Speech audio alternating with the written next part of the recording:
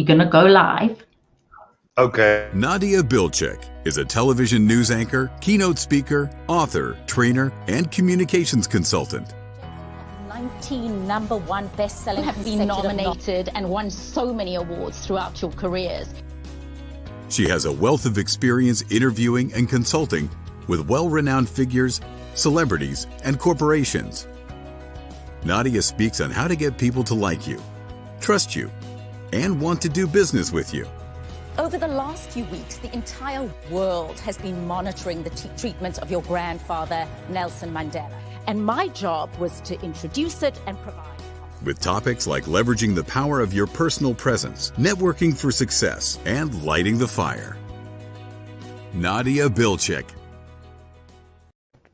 And today, I am talking to the speaker's director, Nico Stein.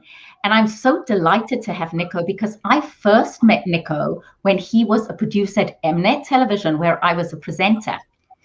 And now Nico has used his skills to help speakers create things like My Incredible Background. So Nico, you've been a big part of my transition to the virtual world. Welcome. Thank you, Nadia. I'm honored and I love your background. Who did your background? This amazing man called Nico Stein. Nico, now if you notice, what I did was I played a quick promo before I started today's interview. And I think that's the next thing we're going to work on is a better promo, because maybe people have seen it already. We need to do a new one. That's the kind of thing Nico Stein does. Nico, the purpose of my conversation with you today is to help people understand exactly what you do. But you and I have just taped an entire 45 minutes on Webinar Jam.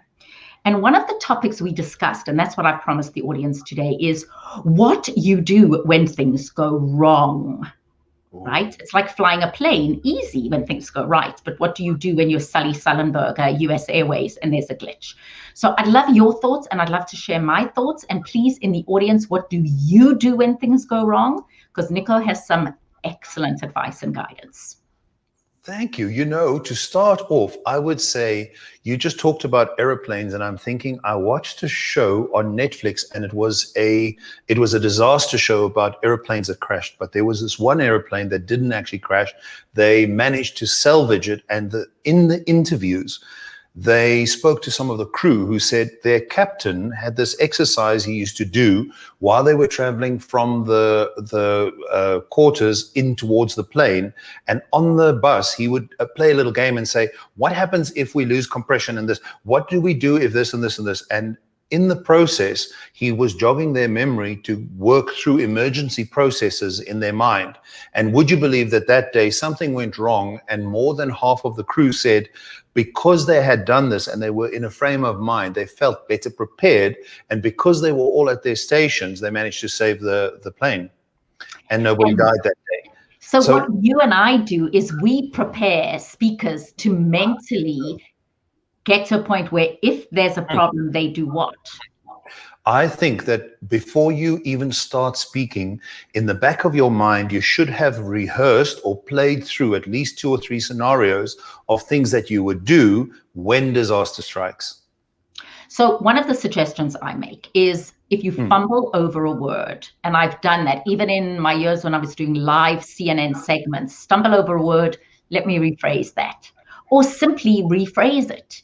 So I once made the terrible mistake, and I realized it instantly. Instead of saying the Czech Republic, I said Czechoslovakia. So I went Czechoslovakia, the Czech Republic. Nobody noticed, Nico, except my mother. She noticed. So the ability to be okay with yourself if you make a mistake. Now, you're in South Africa, and there's some issues with load shedding. So you've got advice and guidance if people have technical issues. You said have some slides ready. Tell us about those slides. Absolutely. I think the first thing that you could do is to have a slide ready, prepared as a little fun image, maybe of something broken down, a car broken down or something, saying we're having a breakdown and we're going to be back at the same URL. Please just refresh your URL. And it could even be something, because remember that you do have, when your audience subscribed, you do have the email addresses, and maybe you have a batch standby. in case something goes wrong. But some of the technology that we have here is sometimes you're sitting in a space where there may be a power failure, and if it's daytime, you have light coming in, so you can continue. If you have Wi-Fi and you just simply switch your Wi-Fi to your phone for a moment, create a hotspot on your phone, and you keep going. Of course, at the outset, there may be a situation where the webinar jam or the platform that you're using is hanging or the connection is really gone. And in that instance, I think it is also still possible to have an emergency of particularly a talk, if you do a specialized speaking session, to have that down online somewhere, and you can just pass on the URL and people can go and watch a generic version of your talk, so that at least while they are tuned in and they are in the frame of mind, they could still watch what it is that you were going to present. So I do think that you can have some emergency procedures like that stand by. It's interesting, we think a while back there were storms in Atlanta, and I had to borrow my neighbor's generator, Nico. It was one of those situations where, how am I going to do this? So it really can happen anywhere. But the thing that I want to say to everybody is, not one of us, not Nico, who has been a producer for 3 decades, or me, who's been in front of a camera for 3 decades, things still go wrong.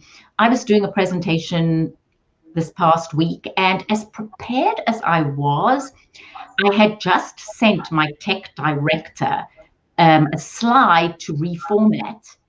And suddenly I was greeting people, and when it came to sharing my presentation came onto the slide that I had sent him to reformat instead of the opening slide.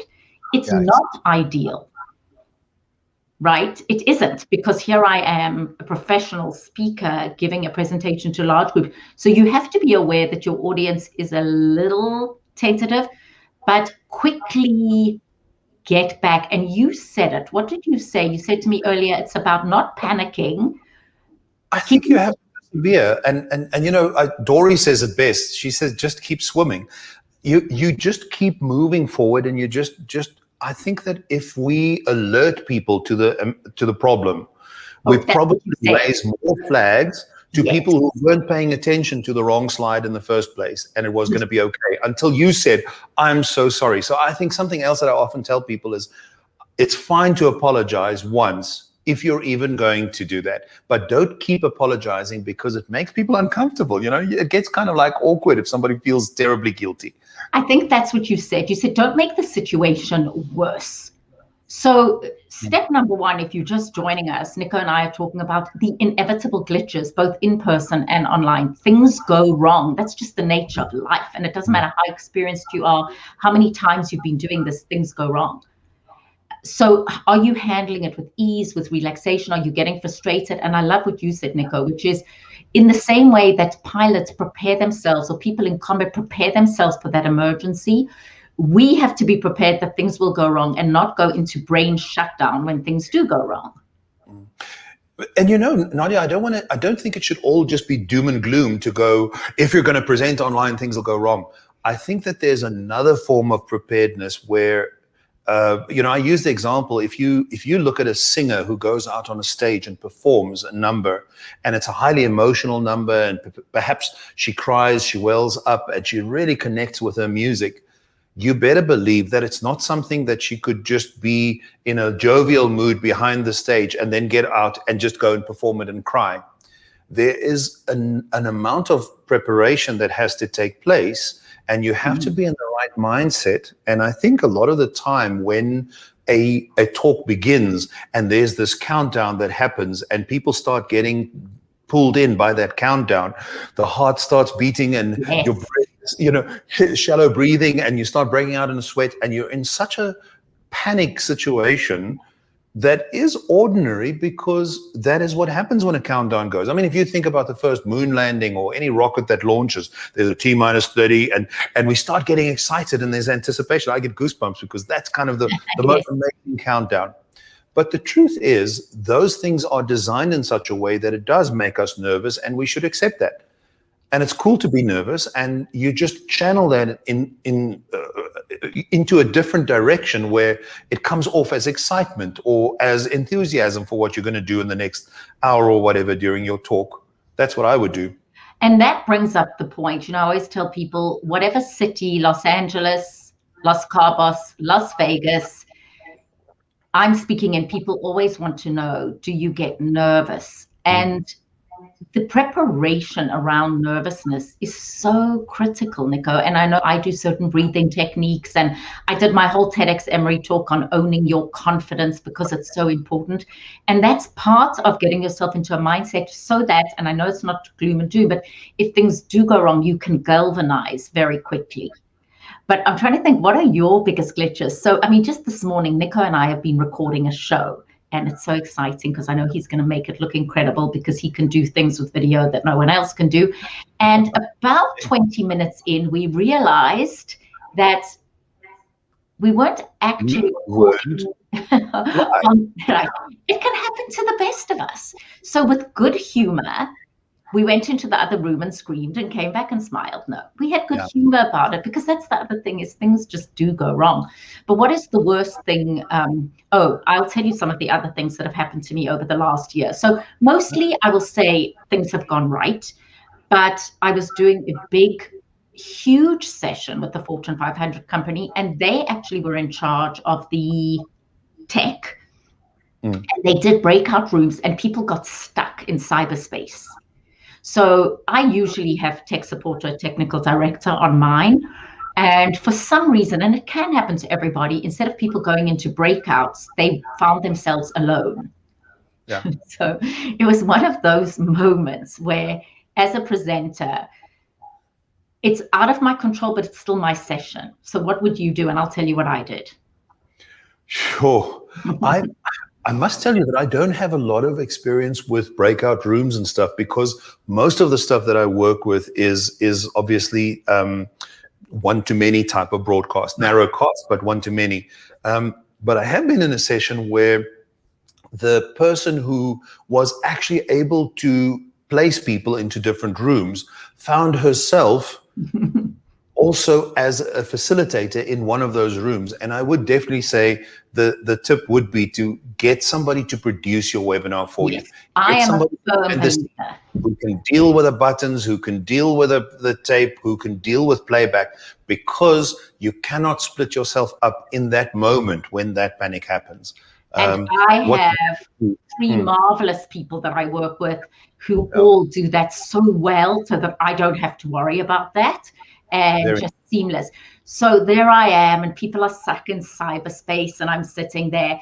So I quickly direct message the producer. I said, just bring everybody back. So my conversation that was supposed to be intimate and small groups, and that's where live television, and I think for both of us, helps us so much. I just went on speaking and cut and just, I thwarted the bleeding and came back as quick as I could. So not what happens, but how you deal. So, but it's so interesting. Isn't the mind interesting, Nico? I can tell you since March of 2020, all the faux pas, and they are so large in my mind. And one of the things I speak about in confidence is positive thoughts very often is like Teflon, whereas negative thoughts is like Velcro. I can more tell you all the things that have gone wrong than all things, because they create such a moment, but you can use it as a learning point. So for example, I'll go back to last week when I focused on the wrong slide, and I quickly focused on the right slide. And because I knew my material well enough, I talked through what they needed to do. But I did use it and say, if this happens to you, this is what you should do. Because it's going to, and even the best laid plans. And I think part of your preparation with your speakers and my preparation with my speakers, another huge incident that happened to me was I was speaking at the Home Depot store managers meeting, and Carol Tomei, who is now the CEO of UPS, was introducing me, which was a huge honor. She was introducing me. I only had a 20-minute presentation, but because we were quite short, and then I was facilitating a panel. So she introduces me, I come onto the stage, and I had rehearsed with my clock on the right-hand side. So I knew exactly how much time I had. Well, when I got onto stage, the clock wasn't there. So I didn't have any way of knowing how long I'd gone. So for full transparency, I said to someone in the audience, do you know that my clock has moved how long I've got? And she said 5 minutes. And what she meant was I'd been going for 5 minutes. Oh, rats. And that I still had 15. So for about 3 seconds, I started to panic and speak quickly. And then I realized what you had heard. What I'd done. Now, I am a seasoned speaker and I've been doing this for many, many, many years. But even in that moment, just being prepared for all eventualities. So now, this is a couple of years ago, I always have watch, phone. I always designate someone in my audience just to tell me. It's funny that it's always up to that point when something goes wrong that the lesson is so hard. But, you know, I think something that I can tell you is, as you know, from a broadcast perspective, if we work in the broadcast world, we really have thousands and sometimes millions of viewers. And that's why that kind of problem is so much worse in a broadcast environment. But in our world of narrowcast, you know, at most, maybe 700 people are going to, you know, most rooms these days have 30 people in them. So I think that the thing is still to go, so what? It is happening. We are all human and we're okay and we're going to move forward. So I would say that first thing is just to persevere. But I do think it's important to have, in the back pocket, have a checklist. I have a checklist in the studio, and whenever I have clients in, the checklist is attached to my running order. And when I have clients in the studio, we always have a running order so that we know exactly what's coming and what the sequence is. And beforehand, I insist that by 40 minutes before we go to air, everything has to be tested. And there's a sequence that we go through. We test the cameras, we test the batteries, make sure the lights are all on, make sure that the sound is right. Are there enough batteries for the sound? There's an actual checklist. And it's important to do that because there's so many things that can go wrong that you don't want to skip one of them. I mean, we had in an emergency situation where we started something in 10 minutes, somebody forgot to put the landline connection in and we were on the Wi-Fi connection. And the Wi-Fi connection caused audio problems. It dropped out, the picture was fuzzy. You're sitting with a product that you worked so hard on getting to your viewers. Why would you take the risk to let something like that happen? Have a checklist. Oh, have a checklist. And Janice, thank you, Janice. One of the comments we've got is, what is your best advice for preparing a backup plan for a Zoom PowerPoint presentation? So I'm going to tell you what I do, Nico, and then you tell me what you. So Janice, I have 2 copies of my slide deck. I always have my slides, and then my technical director has another copy, so that if anything bad happens, then I like to control my own slides just because I speak very quickly. Sometimes I go forward to a slide, sometimes I go back. I always have my technical director do the video because of the sound aspect and those things. But my technical director has a backup, or if you don't have a technical director, it would be someone else has a backup of the slides in the event something goes wrong. And that's what I do. I don't know if that helps. For you, Nico, best advice for preparing a backup plan for a Zoom PowerPoint presentation. Okay, so we also have, similarly, we also always have a second computer in the space where we are. We're fortunate, obviously, we're in a studio, so we have a second laptop that runs as a backup for the Zoom meeting. But something that I always do with all of my clients, because not all my clients are, a lot of our events are multiple speakers and they're in different places in the world. So what we always create is a backup, what we call just a back channel on WhatsApp. And even while things are going and things are going wrong, we utilize the WhatsApp to go, there's a problem with our connection, can you please help out? So in some stages, that's helped us in two or three occasions. We've shuffled the speaking order because a speaker was in an area where there was a power failure, and she then came into WeWork in order to do that. Or in another situation, we also had a case where we, from their position, they didn't have connectivity, or they lost connectivity.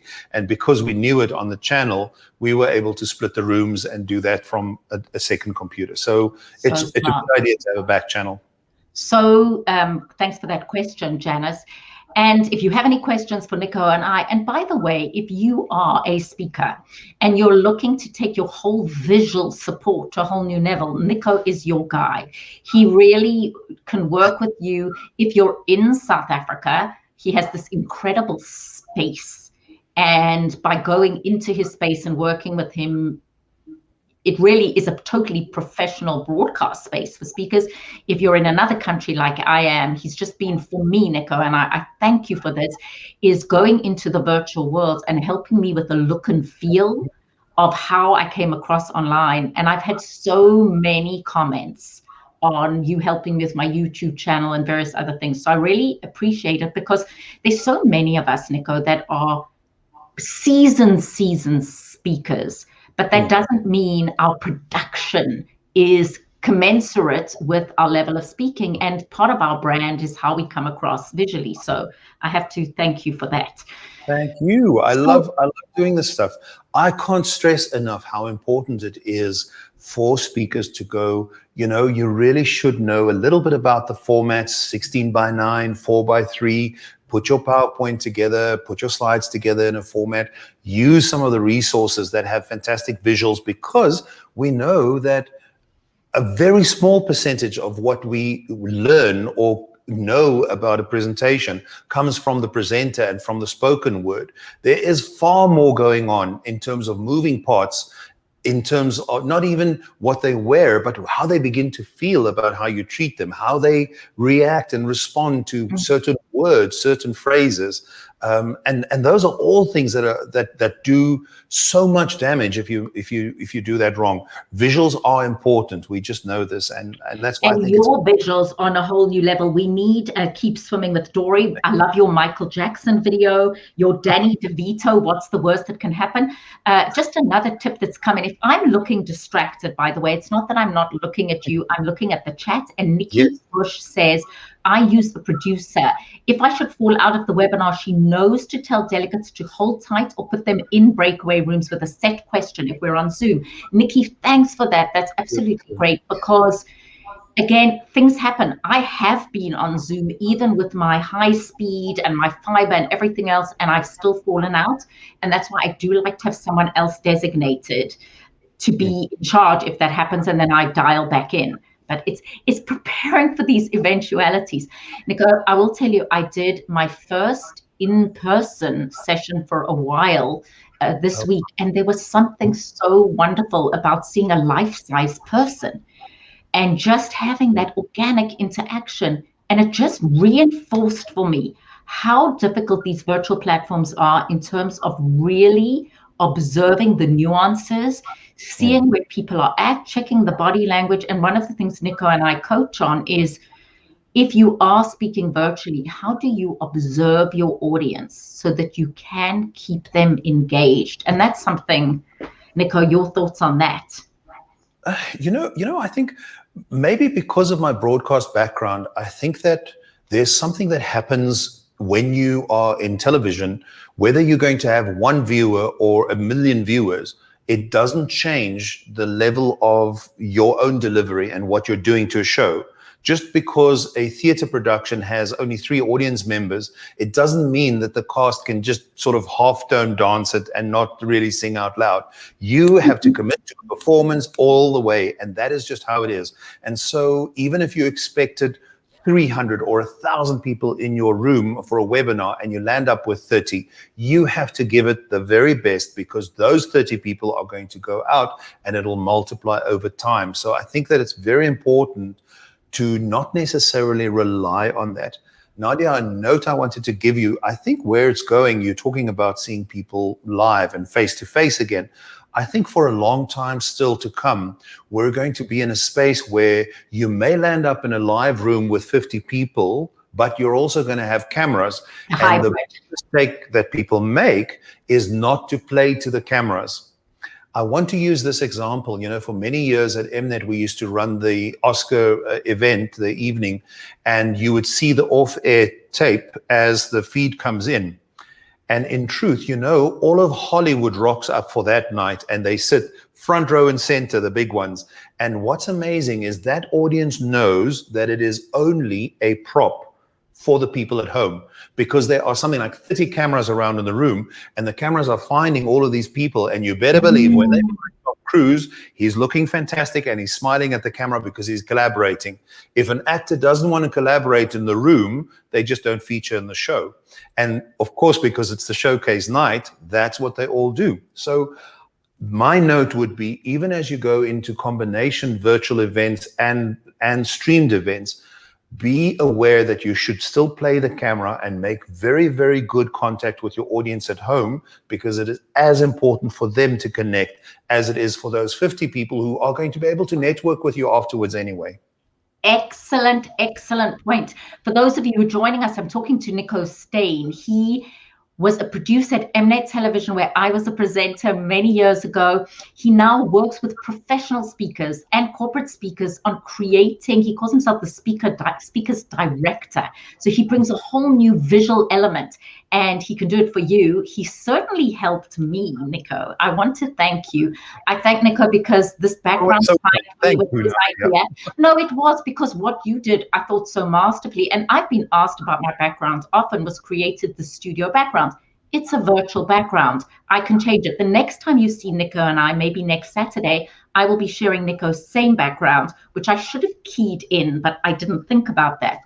Because we are working now in virtual worlds, we want to up our game. And Nico works with corporates, but he also works with professional speakers. And Nico, I work with a lot of corporations on virtual presence and communication and managing a virtual world. And I've just been asked to give a talk on difficult conversations in a virtual world. But at the end of this all, it comes down to deep, deep understanding of what communication is, right? It's my message to you. It's how does it impact you? It's a two-way, it's an exchange. And so often what I see is people are presenting information in a wonderful way, but they aren't engaging the other. And our work really is foundational. It's how do we engage you? And I love what Nikki says. There are many ways to engage a virtual audience. You have to try things out, part speaker, part facilitator. Nikki, so true, Nikki, because you have to speak, but you also have to allow others. It's about bringing out others, isn't it, Nico? Otherwise, they zone out and multitask. So thank you, Nikki and Janice. Superb guidance you're giving us. In fact, Nikki, I think you should join us on the next one. Yes, absolutely. Lots of good information there. Thank you, Nikki. But I would definitely say that as a last note still, Nadia, I would say it is also because we are listening. I think that a different technique that one can use in online is to work in smaller sound bites, so that as you collect your mind about your thoughts about what you're going to say in this sound bite, and it's nicely packaged, beginning, middle, and end, boom, it becomes a more repeatable message that the audience hears. And that gives you an opportunity then to listen to the next bit of information and sort of chunk the information rather than to have a speaking turn and just keep going. You know, so shorter thoughts and exchange, particularly in bigger meetings and where more people participate in the conversation. So, Nico, I thank you so much for your time. Nico and I have actually spent the entire last couple of hours together. We're excited to show you the show that Nico is going to produce. So he's going to do all the hard work. And the show really is around just advice, guidance, tips for both content and delivery for engagement. He calls it Rock Your Virtual World. So, Nico, I think in our next live, if we could play a little of the show and then have a conversation. Nico comes to speaker training and direction from the point of view as a director, as looking at the big picture as your visuals. I come to it from many, many years in front of a television camera and really saying, in the same way that we communicate in person, do we have the skills to do it online? And also, Nico, do we engage our teams? So one thing I've been saying for the last, particularly this year, is just burn out. You know, if there's burnout, how do we rekindle the flame? And I haven't done a live for a couple of weeks because my flame, I was a little burnt out myself. And sometimes we just have to rekindle and do it through the inspiration of others. So thank you for helping me rekindle the flame. Because what happens is we sometimes, all of us, I go, well, what am I presenting that's new? What am I saying that's novel? And Mark Angelos is on the line, and Mark is my digital marketing friend and advisor and consultant, and is just superb at what he does. And Mark, by the way, is a relationship selling expert, and his whole philosophy is on deep relationship selling. And Mark, again, you should have joined Nico and I. But we've been talking about this as well, Nico, which is that there's just a sense of exhaustion with people. And even hearing us today, what can we say that's new? And I think your approach to how you bring visuals does create a new sense of energy. Thanks. I do think that it's important to keep revitalizing. And that's even why, my personal goal was, even though I'd been coaching for 2 or 3 years in that kind of space with speakers, I also continue to do new work for myself because I need to learn as well. I think that there's an idea that if you want to be the master, you continually have to know more so that you continue to be the master at something. And I created a 13-week webinar series for myself. And every week on a Thursday, I roll out with an hour of new content. And some days, I tell you, it's tough because you're dealing with normal clients every day and burnout is there. But at the same time, I'm working to have new content because it'll mean that I'm always exploring new possibilities and changing my perception of what's out there and how things are working. I think it's the best that you can do is to keep learning. That's what I love about it. Nico, my friend and part of my mentorship circle is Eduardo Bracino. And Eduardo is actually writing a book on that exact topic. So Eduardo, if you're listening, I am going to put you in touch with Nico. And Eduardo has been interviewing people on when are you in performance mode and when are you in learning mode. So what's very interesting about you and I today is we were in both because we are performing, but I took notes of what you were saying because I'm always learning. And if we are going to master our skills, learning and performance, learning and performance. Yeah. And as speakers ourselves, I've just read a wonderful book called Big Potential. And again, getting ideas, learning new things. My friend Andy Simon has written a book called Rethink, smashing the myths of women in business. What inspiration are you getting yourself? And how are you rekindling that flame of burnout? So thank you for saying that. Thank you. And just collaboration. I think that's the only way we can be stronger is by collaborating. Really, really important. So Nico Stein, if anybody wants to reach Nico, I've put his email in the chat, nico@tycoontribe.com. My website is Nadia Speaks, and I'm Nadia at nadiabilchik.com. We're happy to help you together, work with you. But our goal is really how do we elevate interaction, communication, so that we are reaching, persuading, and influencing our audience in person and certainly for the next while online. And also, how do we keep our employees engaged at a time of burnout? So Nico, I'm waiting for your visual around burnout. How do we rekindle? There's something in that, is it not? Yeah, there's definitely a show there. Okay, and I feel a lot more energized than I did when I got on our webinar jam with you early this morning. So thank you. Thank you. And I want to ask if can we do that last Brady Bunch thing? Because I've been trying to figure out the whole time which side you're on. If we do that, we can do that. Can you remember Brady Bunch when it had all the blocks and the whole family was looking and waving at one another? The whole night I've been trying to figure out if I'm next to you, how do I get to do that? Okay. Oh, well, that's interesting. So we're on Streamyard right now for those of us who are joining. And for those of you who are joining us and want to do what we're doing, just remember Streamyard allows you to go live. And I love that Nikki says agree both learning and performance mode. I think this has been good for us as professionals. It's made us more real. So just to show you, because you are the technical director, here is just Nadia, okay? Then it's Nadia and Nico side by side. Then it's if I want to introduce my wonderful guest and then come on with my wonderful guest, but I like the side by side. And there it would be if we wanted to share something. But Nico, I'm always looking to take my production up to the next level. You too can with Nico Stein, Nico at tycoontribe.com. One thing I always say, Nico, is at a time of a pandemic when people's lives have disintegrated and there's been so much difficulty what happened today that wouldn't have happened without COVID-19, and our conversation would not have happened, and my background would not have happened. I love your background. It does look very snazzy, I must say. But the next time we're going to share a background. Yes, so Nico I'll make mine like .com. And Nico, if we want to see that Thursday show of yours, just tell us how we can reach you, how we can get access to you. It's registration. It's free. It's on my website, and it's nicostain.com. You just go to webinars and you register, and it's right there. nicostain.com. And then ours will be on nicostain.com when it's we'll promote it from there as well, and probably from your side as well. That'll be great. Yeah. Now, Nico, what plans do you have now that it is like about 5:36 in South Africa?